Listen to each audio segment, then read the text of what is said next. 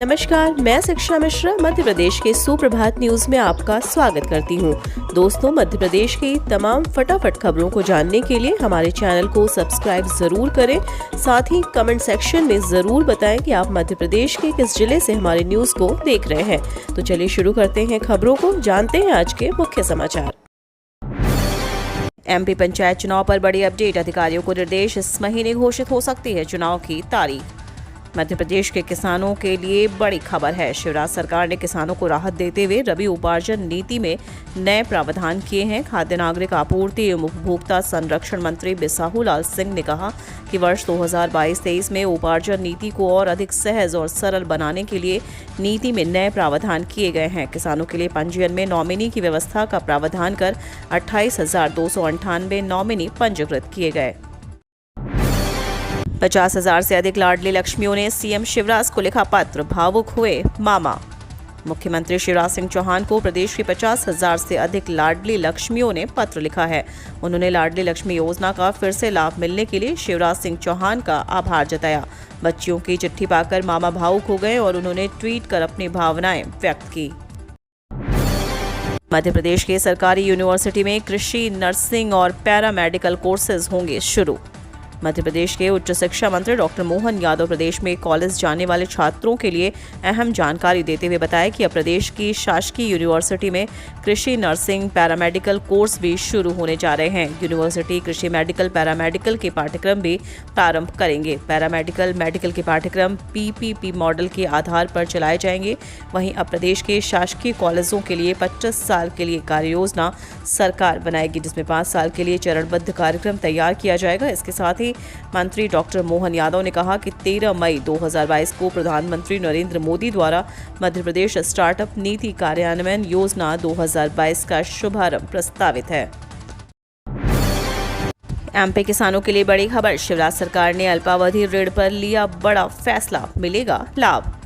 मध्य प्रदेश के किसानों के लिए बड़ी खबर है। सहकारी बैंकों के माध्यम से किसानों को अल्पावधि फसल ऋण योजना को लेकर बड़ा निर्णय लिया गया, जिसका लाभ लाखों किसानों को मिलेगा। वहीं किसानों को 0% ब्याज दर पर वर्ष 2021-22 के लिए उपलब्ध होती रहेगी।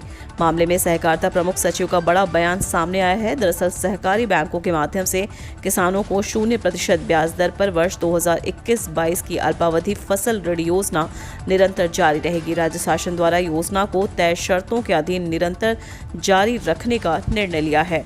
प्रमुख सचिव सहकारिता केसी गुप्ता ने बताया कि योजना की शर्तों में वर्ष 2021-22 हेतु बेस रेट वर्ष 2020-21 की तरह 10% रहेगा। एसबीआई ने फिक्स डिपॉजिट के ब्याज दरों में की बढ़ोतरी।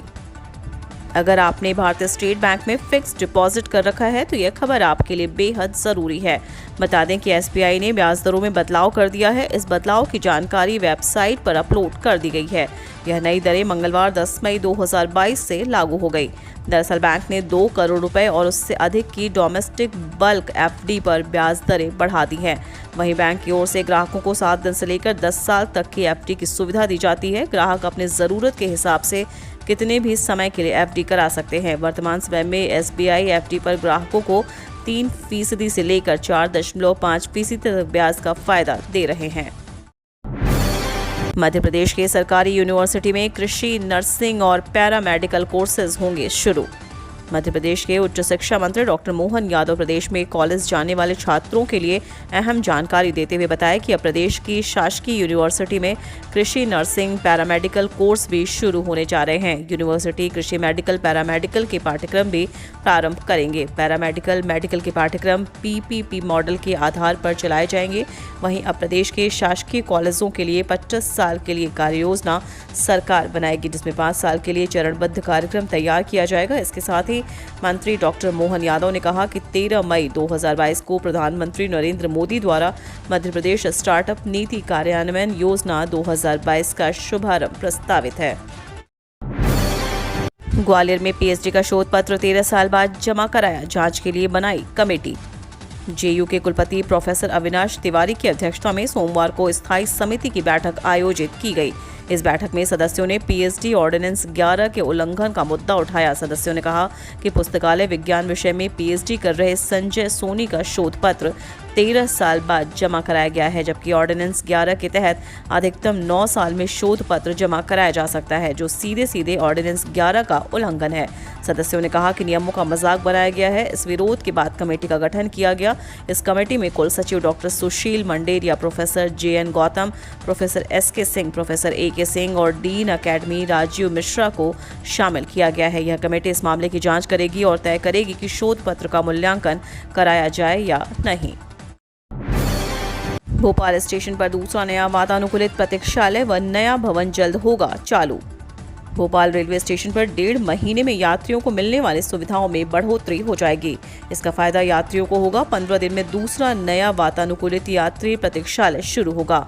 वहीं 1.5 माह में नया भवन चालू हो जाएगा। प्रतीक्षालय की विस्तार सार्वजनिक निजी भागीदारी के तहत किया जा रहा है। वहीं नए भवन का निर्माण रेलवे खुद करवा रहा है।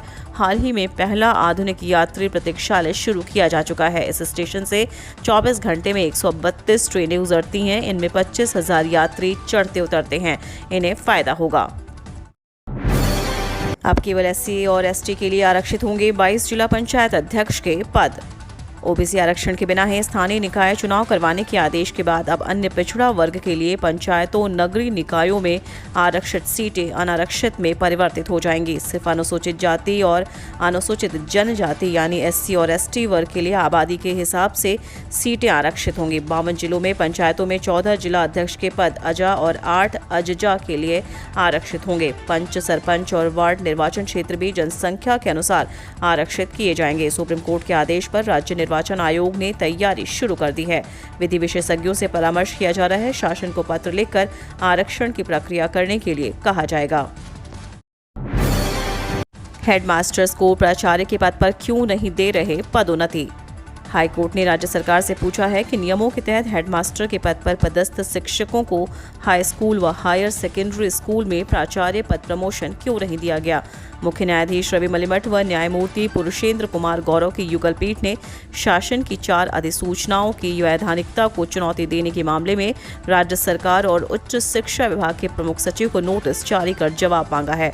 याचिकाकर्ता छिंदवाड़ा निवासी डॉक्टर श्रीकांत शर्मा सहित 11 हेडमास्टर्स की ओर से अधिवक्ता संतोष आनंद ने पक्ष रखा। उन्होंने दलील दी कि याचिकाकर्ताओं की नियुक्ति मध्य प्रदेश स्कूल भर्ती एवं पदोन्नति नियम 1982 के तहत हुई थी, जिसमें प्राविधान था कि यदि शिक्षक स्नातकोत्तर हैं तो वह हेडमास्टर या लेक्चरर बन सकता है। MP में प्रमोशन नियम पर बड़ी अपडेट। HC ने विभाग सहित राज्य शासन को जारी किया नोटिस। मध्य प्रदेश में एक बार फिर से एम्प्लॉयज हेड मास्टर प्रमोशन को लेकर मामला हाई कोर्ट में पहुंच गया है। शासकीय स्कूल में पदस्थ हेड मास्टर की याचिका पर हाई कोर्ट ने स्कूल शिक्षा विभाग को नोटिस जारी कर जवाब मांगा है। वहीं प्रावधान के मुताबिक प्रमोशन नहीं दिए जाने पर जवाब तलब किए गए हैं। देश के मशहूर संतूर वादक पंडित शिव कुमार शर्मा का आज मुंबई में निधन। बॉलीवुड में छाई शोक की लहर। भारतीय संगीतकार और संतूर वादक पंडित शिव कुमार शर्मा का मंगलवार को मुंबई में कार्डियक अरेस्ट के कारण निधन हो गया। वह 84 वर्ष के थे। पिछले 6 महीने से किडनी संबंधी समस्याओं से ग्रसित थे और डायलिसिस पर चल रहे थे। बता दें कि पंडित शिव कुमार शर्मा का सिनेमा जगत में बहुत ही अहम योगदान रहा। बॉलीवुड में शिव हरि नाम से मशहूर शिव कुमार शर्मा और हरि प्रसाद चौरसिया की जोड़ी ने कई सुपरहिट गानों में संगीत दिया था। इसमें से सबसे प्रसिद्ध गाना फिल्म चांदनी का मेरे हाथों में 9 चूड़ियां रही थी, जो दिवंगत अभिनेत्री श्रीदेवी पर फिल्माया गया था। राज्यों को GST कंपनसेशन से मना करने की तैयारी में केंद्र सरकार, ये है कारण। केंद्र सरकार राज्यों का GST कंपनसेशन बंद करने की तैयारी में है। इस बारे में केंद्र सरकार की ओर से राज्यों को GST काउंसिल की अगली बैठक में जानकारी दी जा सकती है। खबरों के अनुसार GST काउंसिल की अगली बैठक में केंद्र सरकार राज्यों को कह सकती है कि अब GST के तहत कंपनसेशन दिए जाने की जरूरत नहीं है। GST काउंसिल की अगली बैठक इस महीने में होने वाली है। खबरों की माने तो पिछले कुछ महीने से GST का शानदार कलेक्शन रहा है और इसी कारण केंद्र सरकार को लगता है कि अब कंपनसेशन देने की जरूरत नहीं है। लाखों ई श्रम कार्ड धारकों को मिल रहा है बड़ा लाभ, खाते में जल्द आएगी राशि। केंद्र सरकार अब विभिन्न योजनाओं और पहलों के माध्यम से वंचितों की आर्थिक सहायता करने के लिए आगे बढ़ रही है। पिछले साल इसने मजदूरों श्रमिकों को ई श्रम कार्ड उपलब्ध कराना शुरू किया है। यदि आपके पास ई श्रम कार्ड है तो आपको 500 रुपये की वित्तीय सहायता के अलावा कई अन्य सुविधाएं भी प्राप्त होंगी। अगर आप ई श्रम कार्ड योजना से जुड़े हैं तो यह खबर आपके लिए किसी वरदान से कम नहीं है। इस योजना से पंजीकृत लोगों को 500 रुपये के अलावा कई बड़े लाभ मिल रहे हैं। ट्रेन टिकट बुकिंग से जुड़ा नया नियम, तुरंत करें ये काम वरना नहीं कर पाएंगे IRCTC ऐप से बुकिंग।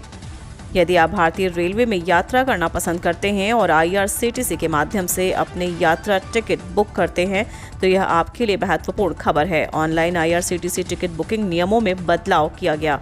IRCTC ने ट्रेन टिकटों की ऑनलाइन बुकिंग के लिए नियमों का एक नया सेट पेश किया है। IRCTC ने रेलवे टिकट की बुकिंग से पहले आपके मोबाइल नंबर और ईमेल ID को वेरीफाई करना अनिवार्य कर दिया है। बिना वेरिफिकेशन के यात्रियों के लिए ट्रेन टिकटों की ऑनलाइन बुकिंग संभव नहीं होगी।